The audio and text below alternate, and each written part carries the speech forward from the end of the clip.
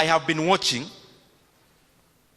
I have been receiving communication even from our principals on something that is very appalling. That as a leader, we are not going to allow it to happen. That the Ministry of Education, the government of Kenya, has sent a circular to our principals, purportedly referring to a Gazette notice of 2015, wanting to reduce capitation to our day schools, day secondary schools, from 22,000 to 12,000 shillings. I want to assure you, as a member of parliament, I will do everything possible within my powers to make the government rescind that decision.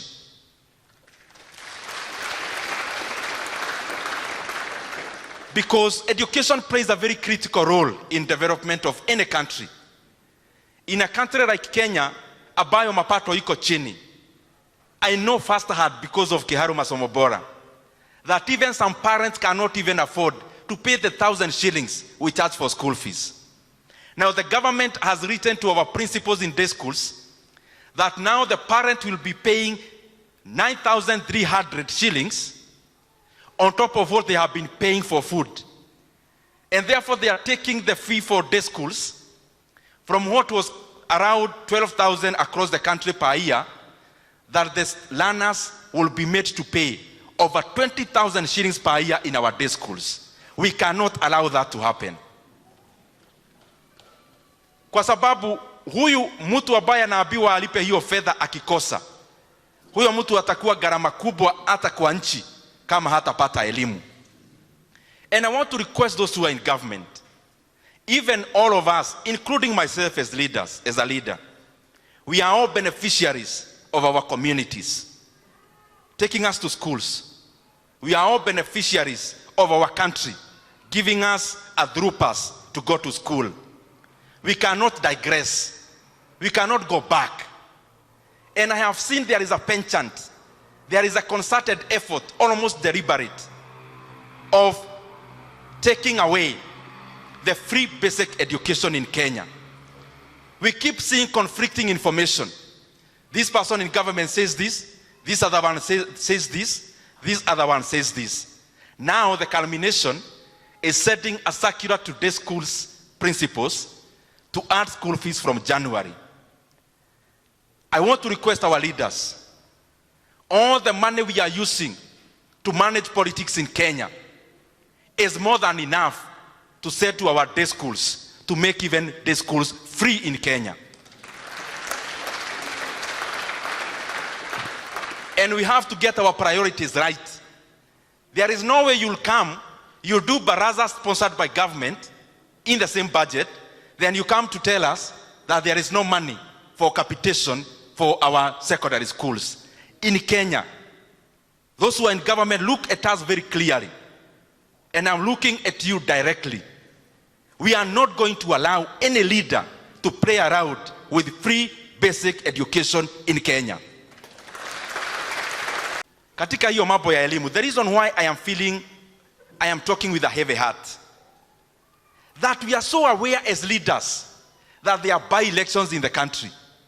We are so aware of any political activities that we are having. But we have had a strike of lecturers in Kenya for close to 2 months because of 7 billion shillings that the government of Kenya owes to the lecturers. That learners, our comrades, their education has been halted for over 40 days because of 7 billion.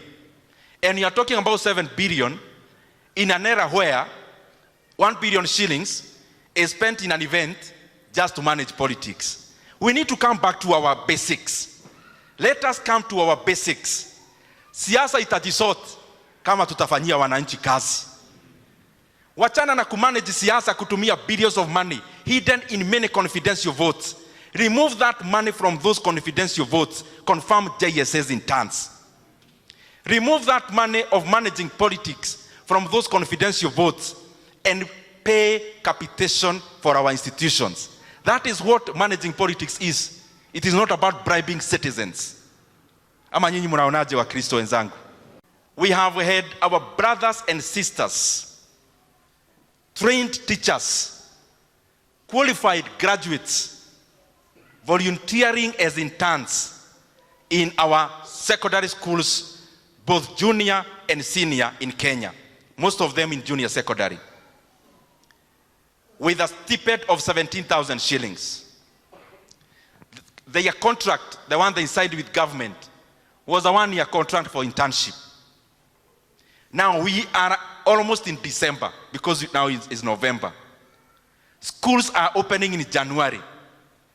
And TSC is not showing any indication of even being aware that the contracts are coming due this year, the end of this year. The government must confirm to permanent and pensionable terms all the 20,000 interns in our JSS institutions. And if they say there is no budget for that, I have been there. There are many ways of doing it.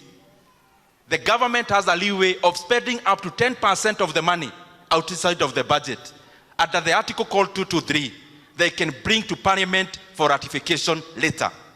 So TSC tafadhali, all the JSS interns must be confirmed into permanent and pensionable. If you don't have the budget, as members of Parliament, we are giving you permission, sped, we will ratify later. But as of now, give indications on confirming them to permanent and pensionable terms in January next year.